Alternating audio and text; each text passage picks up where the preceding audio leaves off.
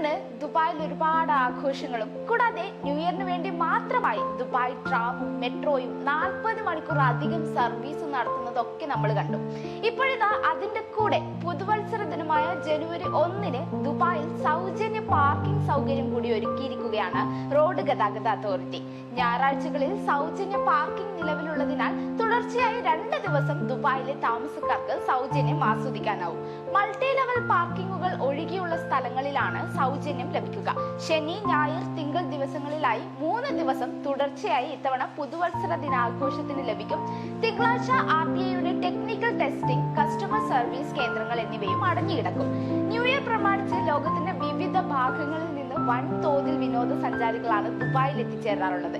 എന്തായാലും ഇത്തവണത്തെ ന്യൂ ഇയറും അതിഗംഭീരമായി ആഘോഷിക്കാൻ തന്നെയാണ് ദുബായ് പ്ലാൻ ചെയ്തിരിക്കുന്നത്. ഇതുപോലുള്ള ഇൻഫോർമേറ്റീവ് വീഡിയോസിനായി പേജ് ഫോളോ ചെയ്യാം.